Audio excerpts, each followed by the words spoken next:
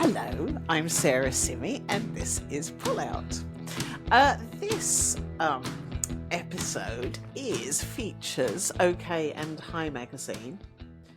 This one is September the 11th, 1976, and it's 10p. Headlines on the front cover. I'm very excited because I've got a double face pack. I've got a Boots number 17 double face pack inside. And can I just say, I was so excited when I bought the magazine that it really does have the face pack still in here. I can't wait to get to it. Also is David Essex. He's looking tasty in gorgeous colour. And help, I think I'm pregnant. And help, I wish I was dead. I don't know if those two things are connected. And also there's a new Look Great the OK Way, Start Collecting Our Top to Toe course. So, digging straight in, this really made me laugh. This is the inside cover. It's for Harmony Conditioning Hair Colour. It's a fantastic 70s ad. But it's the headline made me laugh so much.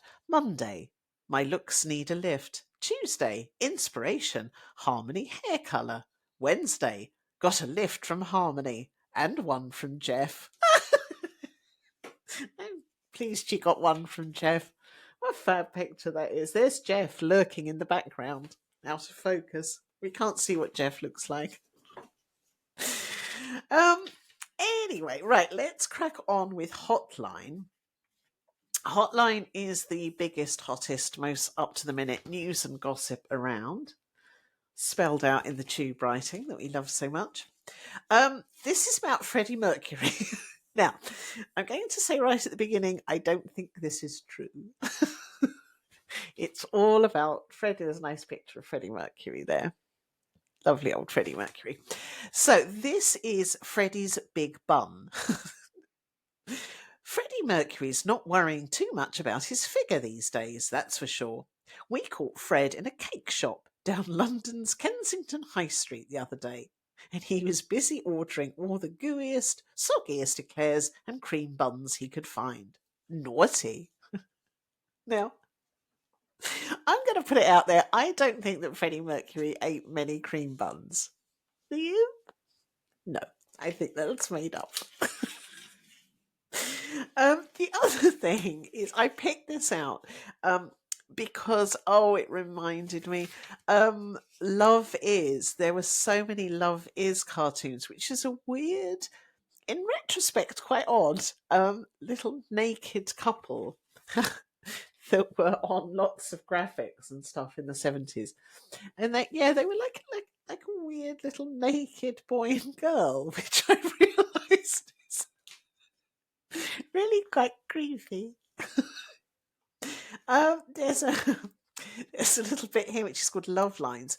If you really have to work to get your guy to admit that he loves you, why not guide him around the perfume counters of your local department store? He might just take the hint when his eyes spy the latest range of Love Is products. There's a spray mist, talc, hand and body lotion, bath oil, and soaps to choose from, and prices start at 75p. They're in stock now at all leading stores and chemists. Let's hope he gets the message. So that's the gift that they're suggesting that you that your boyfriend picks up with the weird naked children. I'm sure it wasn't creepy in the 70s. I think it just looks a bit creepy now in retrospect. Anyway, also in here is Bust of British. This is about Princess Anne.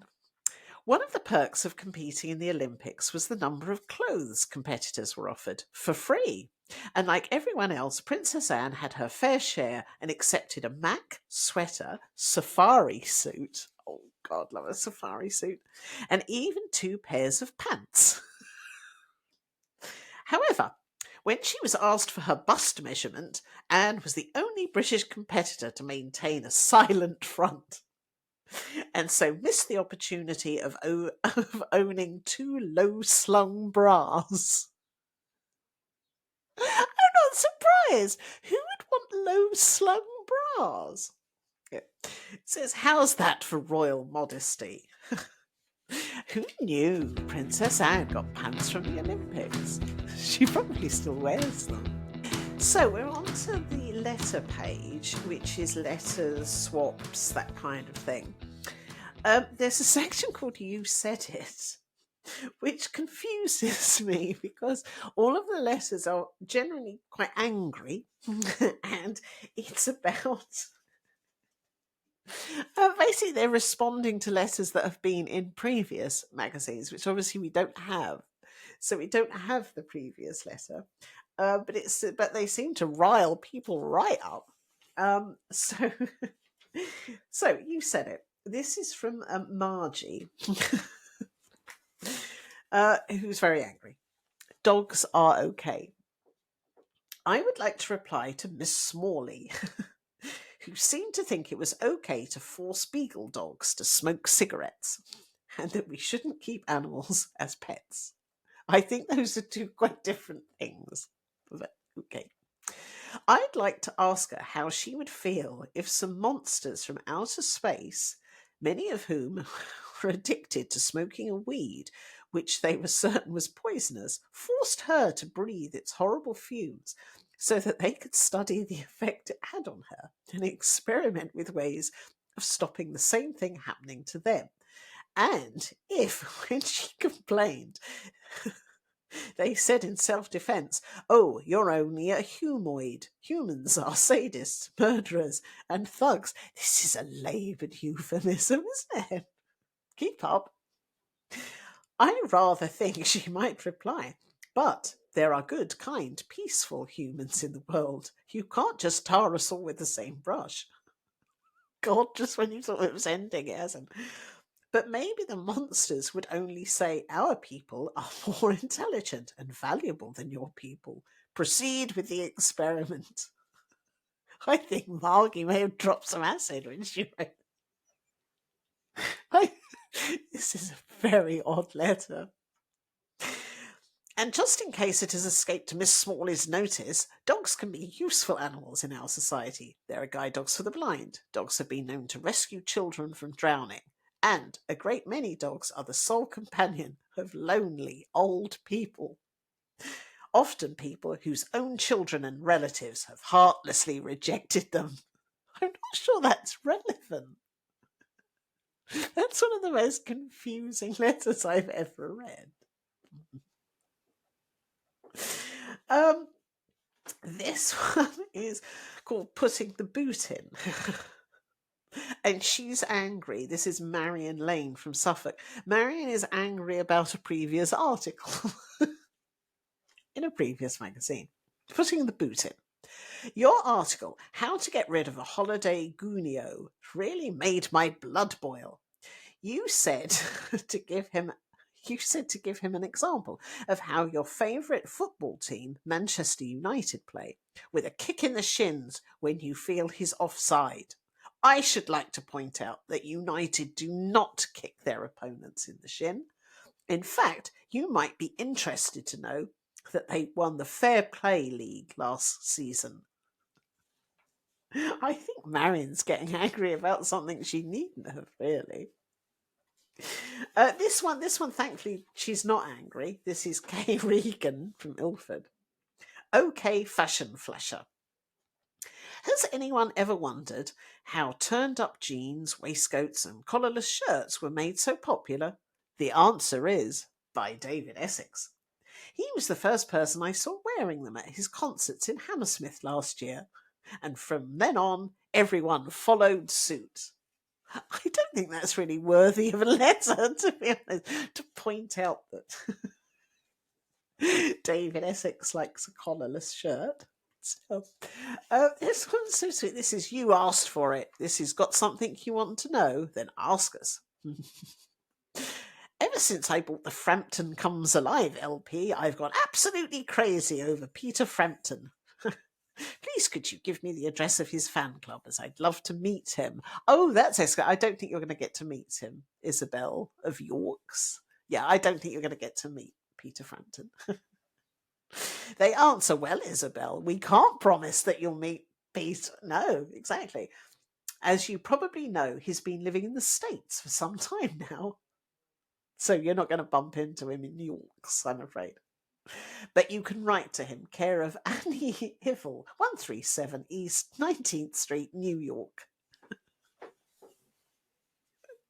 Oh, I'm not sure that letter got there. Still. There we are. Moving on, just on the help section, which was highlighted on the front cover, help. Just some rather odd problems I would have thought put together is the help, I think I'm pregnant, help, I wish I were dead, and help, I've been done, which is about not getting the money back for a pair of faulty shoes. Not quite sure they should all be on the same page, but still. Moving on to this is Rick Rules OK, which we have had before in other magazines. There's Rick with his lovely cheeky face and curly hair. This is about sort of celebrity gossip, vaguely. This one gets my vote as the one that's the most made up. This is about the Bee Gees, and it's titled BGT.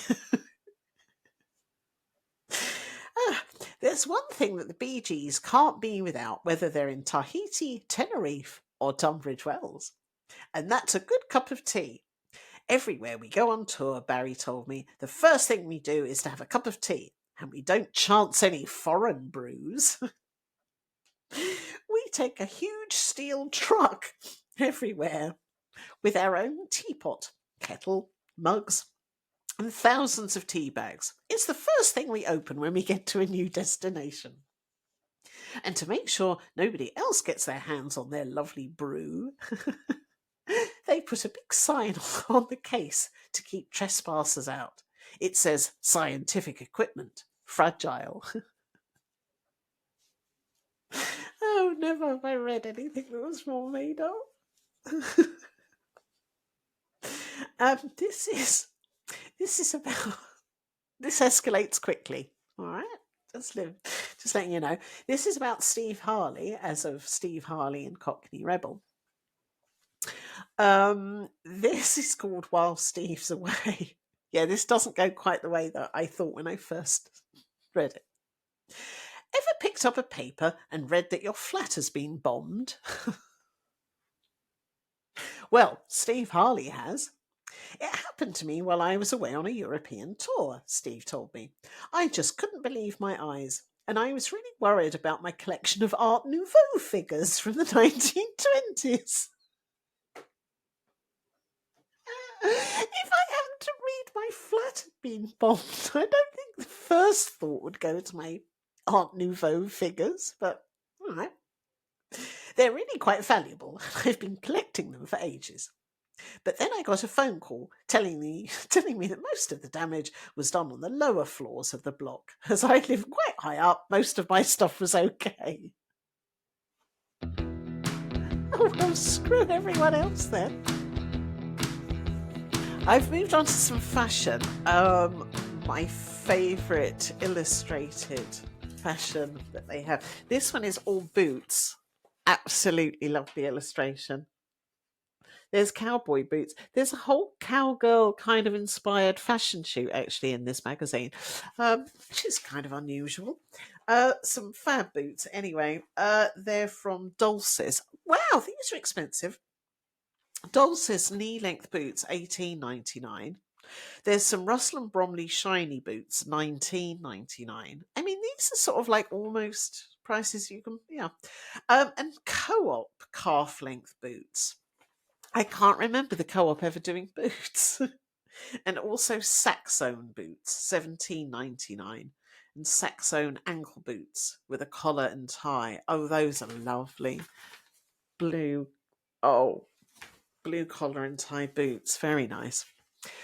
Also on this page is the face pack. Yay! I got the face pack.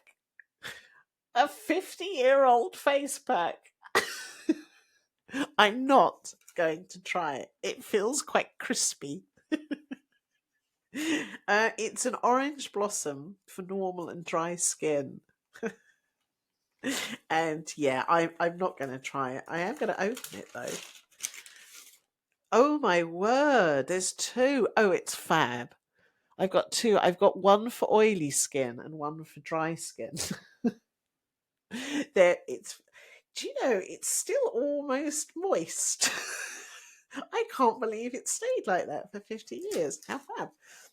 It says there's some advice of how to use it in the magazine. So if you've got an oily or problem skin, then I should use the herbal one because it's fresh and tangy with a mild astringent. And if I've got normal to dry skin, then I should use the orange blossom face pack. It's delicately perfumed and will gently draw out all that deep down dirt. So that's fab. There's a picture of a lady that's obviously used the face pack there. She's got a weird sort of stuck on head, actually. I think they've stuck her head on another body. Perhaps that's what happens when you use the face pack. Who knows? This is a quiz. This is Are You Ready for Love?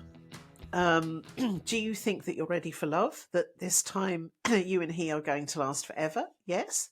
Then this time is perhaps the most difficult you and your guy are going to live through. So there's some questions too. I've picked out some corkers. This hasn't been filled in, unfortunately. Number 2, do you expect the outcome of a steady relationship to be A, marriage,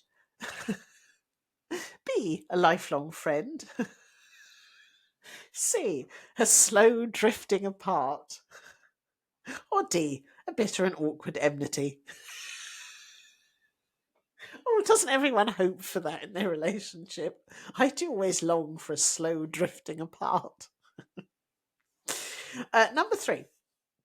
If he was to get jealous about you flirting at a party, would you feel A, pleased that he cares, B, irritated, it's so petty, C, secure that he loves you, or D, trapped?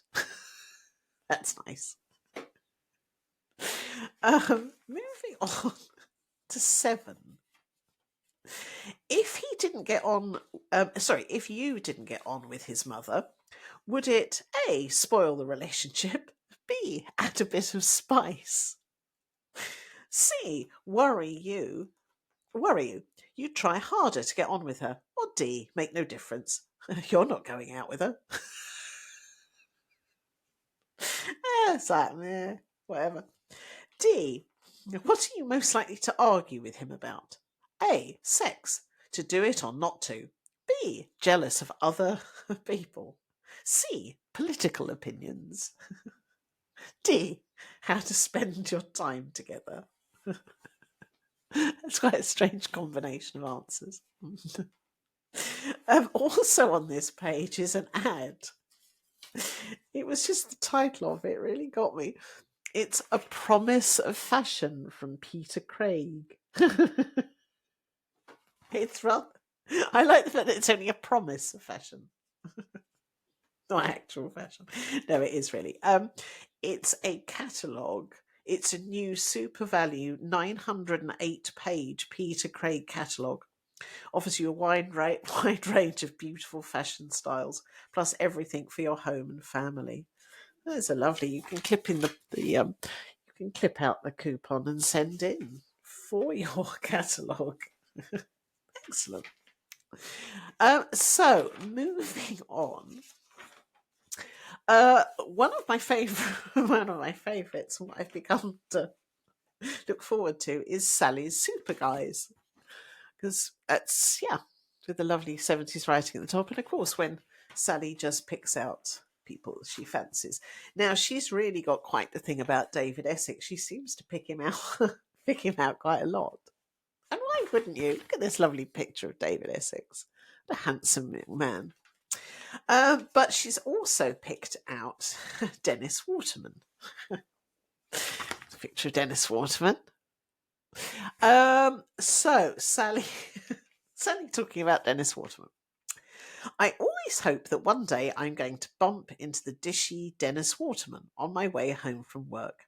You see, they film a lot of the Sweeney series on location around Hammersmith, and as I live only a few minutes away, I always keep my eyes open just in case. Still, with the series coming back soon and the film on general release, I've been seeing a lot of Dennis anyway. All right, Sally. In the film, Dennis supposedly drives a car backwards at top speed into a van full of killers. A van full of killers. But Dennis admits, I wanted to do the stunt myself, as I love the excitement. But if a stunt is very dangerous, they can't run the risk of injury to a star. So it wasn't me. Oh, right. That's the end of the interview. That was quite dull. I found the most fantastic Rimmel ad. I can really remember buying the eyeshadow stick, which is 20p. Oh, just the colours. Oh, and the ad, there's just something about the colours I remember so well. It's the blues, actually. It's the blues that take me right back. Anyway, Rimmel for your eyes. Beauty wise, value wise, you can't buy better than Rimmel. It's fantastic. Yeah, various different things. Oh, a cake eyeliner, 20p, and a pressed eyeshadow for 49p. Lovely. On the next page is a feature on how to how to help the shape of your face, depending on what you've got. It's the series of Look Great the OK Way, and this is Let's Face It, which is basically ways to shape your face. It's a contouring kind of a thing. It's okay, so your face isn't a perfect shape. No need to despair. We've got the problem solved right here on this page. All you need is a little blusher and a little female cunning, and you can shape your face to perfection. Well, I can't wait. What should we do? Round face. If you've got a round face, you'll need to carefully shape the sides of your face to make your cheeks appear higher and more hollow. To achieve this effect, use a darkish blusher and shade from your cheekbones down to your jaw. Then use a shiny, tawny coloured blusher high on the cheekbones, taking the colour right out to your hairline and blending it evenly. With practice, you'll get the shaping down to a fine art. But before you get too critical of your round face, remember, it has its advantages. It's rumoured that that if your face is round, you'll get less wrinkles. Lucky you. Why? Why would you get less wrinkles if you have a round face? I'm not sure that entirely makes sense. If you if you have an oval face, you're sitting pretty, because this is the shape most people would like to have. Still, no one's perfect, and a little extra colour is often needed. Try a touch of shiny, tawny blusher. God, tawny blusher was a big thing, wasn't it? High on your cheekbones for a soft, feminine glow. This one, oh dear, this one just says nose. there's no picture. Nose. If your nose is on the wide side, slim it down with a darkish blusher down the sides. It's amazing the difference it can make. Well, I think that's covered all possibilities of how our face looks. I love the illustrations. Each different shaped face has got a different flower around it for no apparent reason. I've enjoyed that enormously. Well, we're on to some problems. Hurrah! This is the first load of problems, which is these are more of a relationship type of problems, and the first one is, what can I do? This one's creepy. I don't know how else to put it. It's creepy. This is Sharon in London. What can I do? Every time I go to my best friend's house, her dad makes remarks about my figure and tries to touch me. What can I do? I'm frightened to go there anymore. Oh, God. I thought that the problem itself was bad enough, but can I say that the answer is enormously worrying? This is the answer. He's probably only trying to be friendly. Believe it or not, I don't think he is. Some dads try to bridge the generation gap by being rather flirtatious with their daughter's friends. Often this is harmless in intention, but sometimes it can be a bit worrying for the girl concerned, as it is in your case. Oh my word. Our advice is to avoid any embarrassment for yourself or your friend is not to go there when you're pretty sure that her dad is going to be home. Well, yeah, I guess that's reasonable advice. Instead, invite her round to your house and only occasionally go to her house. If her dad is there, be polite but don't respond to him. There's nothing more off-putting to a man than making flirty jokes and comments and finding that they're being totally ignored. Take our word for that. It says in an upbeat way at the end. Yeah, that's some odd advice. This one is we can't face people. My friend and I have heard that a rumour is going around about us being easy. We've heard that we've been described as prostitutes. But believe us, all we ever do is sometimes meet a group of boys we know and are friendly with. We just don't know how to face the people in our street anymore because we're sure that they've heard. Oh, this is A and M in Swansea. That doesn't narrow it down. I guess they're being a little private. What's the answer? Aren't people nasty sometimes? All you have to do is be friendly with a boy, and before you know it, someone started saying that you're easy or sleeping around. Whereas, in fact, there's nothing wrong with having lots of friends, whatever sex they are. Until you get involved with a really heavy relationship with someone special, we say, why not? However, because of these stupid people that are around, you do sometimes have to be a bit tactful about your friendships, and sometimes you have to make a bit of an effort to show that you're not flirting. Maybe if you could find something else to do, which doesn't involve hanging around with the same group of fellas all the time, the rumours would ease off and the gossip would stop.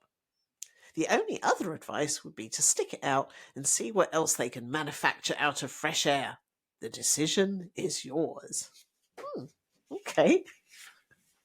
I'm not sure that really addressed anything, to be honest, but moving on to there's kind of a completely separate problem page in this one. This one is called okay, it's a fact of life, so it is a bit more fact of lifey. I have also just laughed at my own note to self.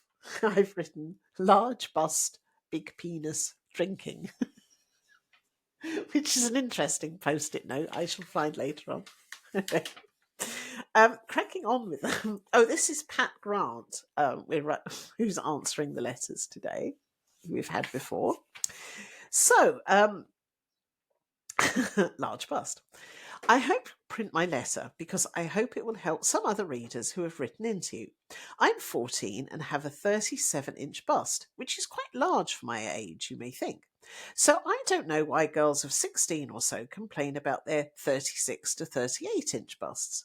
Can't they understand nearly every bloke in the world prefers girls with big busts? Just make the most of yourself because you can't change what you were meant to be. And good advice this is. What does Pat say? Thank you for your letter, the last part of which I endorse wholeheartedly. But my theory is that boys, like girls, full stop. No, this doesn't make sense. But my theory is that boys, like girls, full stop. Their bust size is really a minor consideration. I don't think that's written correctly. Anyway, but I agree. It would be nice if girls could stop getting hang-ups about their figures because they can spoil their personalities as a result. So, accept the bust you were given with. This is... Ah, dear. My boyfriend has quite a large penis and I seem to have a small vagina. We've tried to have intercourse twice now without success. My boyfriend doesn't seem too worried, but I am. I'm not surprised. You see, I have heard that my aunt had had to have an operation before she could partake in and enjoy sexual intercourse. I don't know why it's funny that it's her aunt. I don't know why that's funny, but it is. Pat, Pat says, many girls are dismayed. Sorry, I made me laugh. Many girls are dismayed when they see an erect penis.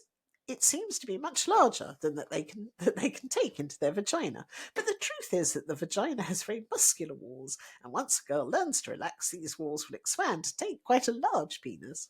Thanks, Pat. She's not sparing any details today, is she? Problems occasionally occur when a girl has a particularly tough hymen, the membrane which stretches across the entrance to the vagina, and it is sometimes necessary for a doctor to perform a minor operation to rupture it before she can have proper sexual intercourse. But this is very rare, and I think it is more likely that your problem stems from the fact that you aren't relaxed or ready for sexual intercourse. I'm assuming that she's intimating that that's the operation that the aunt had. Good to know. Pat really got straight down to it there, didn't she? This one is drinking. I'm worried that I wrote it in this letter. My friend and I are both 16, and we drink fairly regularly, especially before we go out for the evening, as we find it gives us a nice feeling. Well, yeah. It also helps us if we're not feeling very confident. They're really picking up alcohol.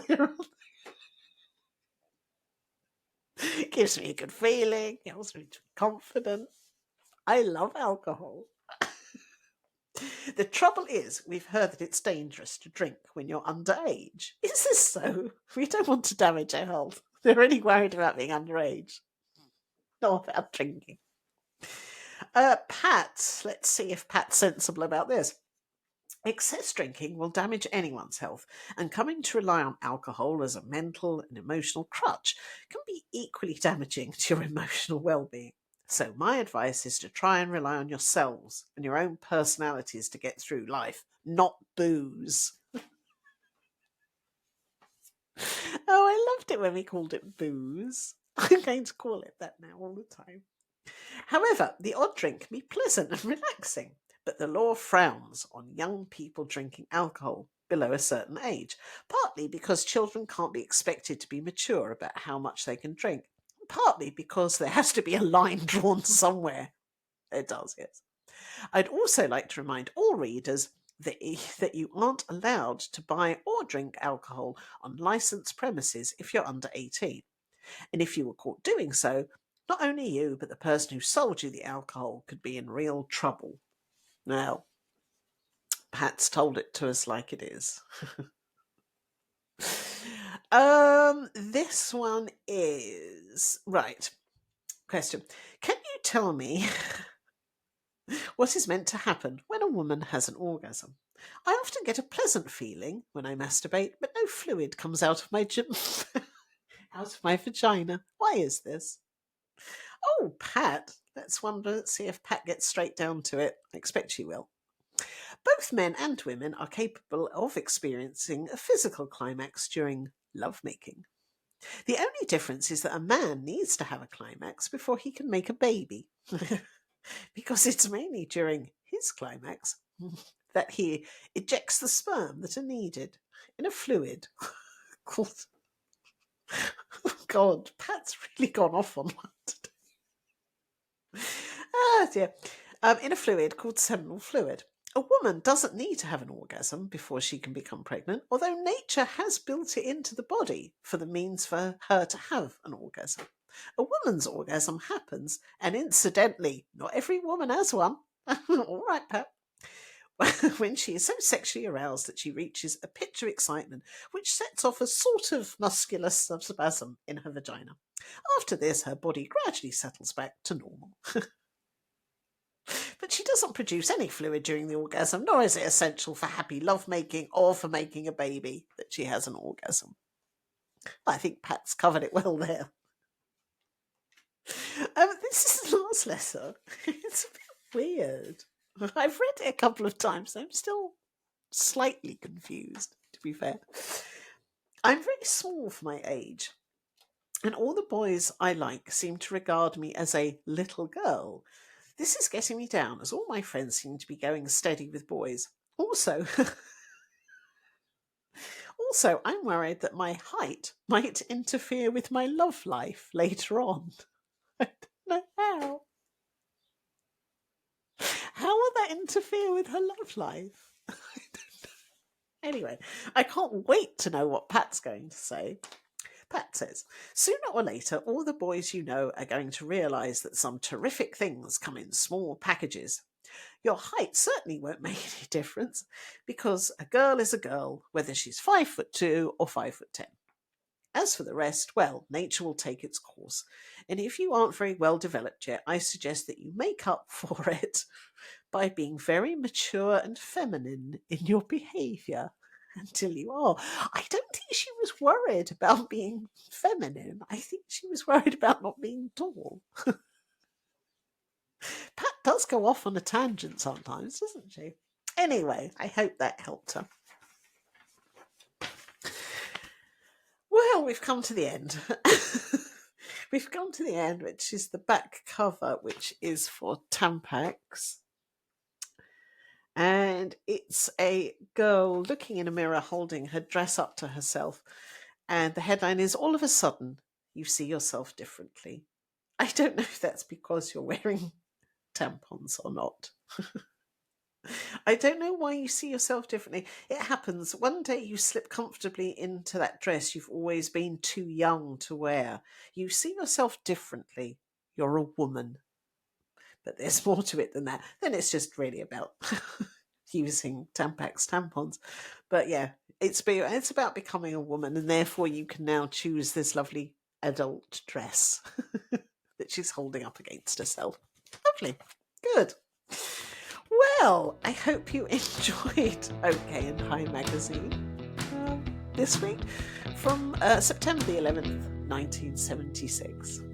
I'll see you next time.